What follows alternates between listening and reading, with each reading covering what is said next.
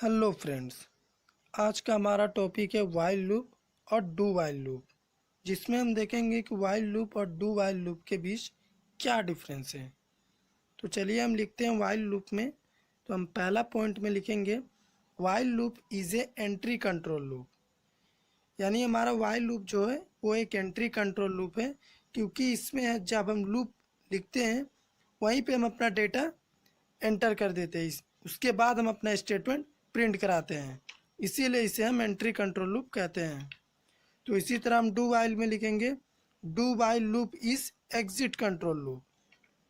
इसे हम exit control loop कहते हैं क्योंकि इसमें हम पहले डू की बॉडी ओपन करेंगे और अपना स्टेटमेंट प्रिंट कराएंगे, उसके बाद हम लूप में अपने डेटा को एग्जिट कराएंगे, इसीलिए हम इसे एग्जिट कंट्रोल लूप कहते हैं।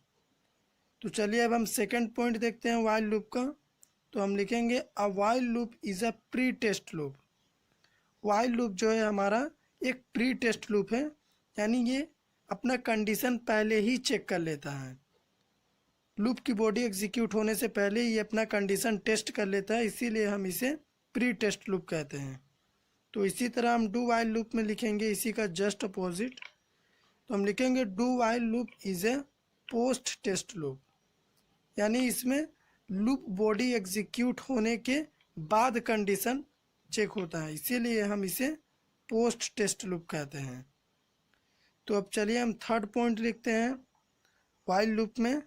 तो हम लिखेंगे it test the condition before executing the loop body, यानी लूप बॉडी एग्जीक्यूट होने से पहले ही ये अपना कंडीशन टेस्ट कर लेता है। जैसा कि हमने आपको पहला पॉइंट में ही बताया था, while loop is a pre test loop, वही है यहाँ पे it test the condition before executing the loop body.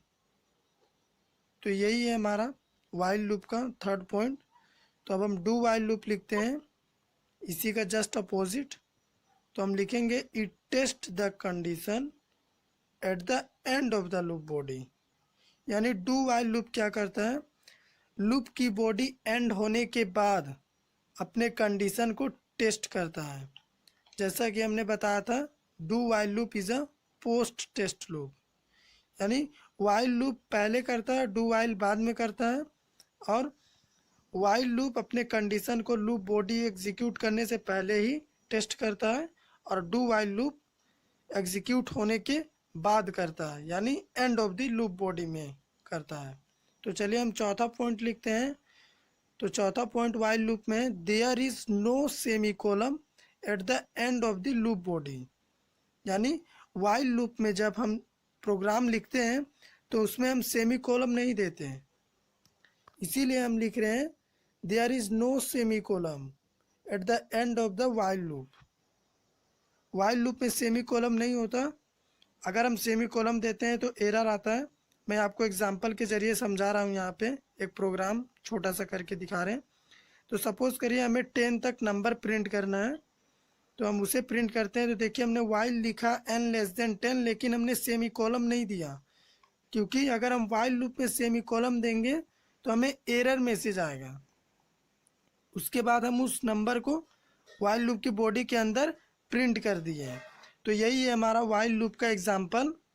तो चलिए अब हम डू वाइल लूप अपना देखते हैं। तो हम लिखेंगे the semi column is compulsory eight the end of the loop, यानी लूप के एंड में सेमी कॉलम का होना कंपल्सरी है, किसमें, डू वाइल में। तो वही हम लिख रहे हैं the semi column is compulsory eight the end of the loop.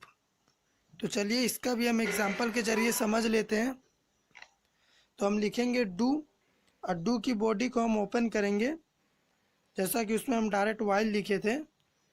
तो अब हम अपना स्टेटमेंट पहले प्रिंट कर लेते हैं, जो कि हम इसमें पहले बोले थे कि ये अपने कंडीशन को बाद में चेक करता है, पहले अपने स्टेटमेंट को एग्जीक्यूट करा लेता है। तो हम प्रिंटफ में नंबर प्रिंट कर देते हैं।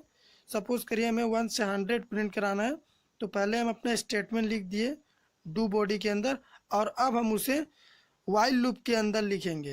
हमें 100 तक कराना है, तो हम लिखेंगे n<=100। तो देखिए इसमें हमने सेमी कॉलम दिया। तो यही है हमारा main difference between while loop and do loop. तो यही है वाइल डू वाइल लूप का डिफरेंस, जो कि हमेशा एग्जाम में पूछता है। बहुत इंपॉर्टेंट टॉपिक है, और अगर आप ये 5 पॉइंट्स लिख देते हैं तो डेफिनेटली आपको फुल मार्क्स मिलेंगे। Thank you friends.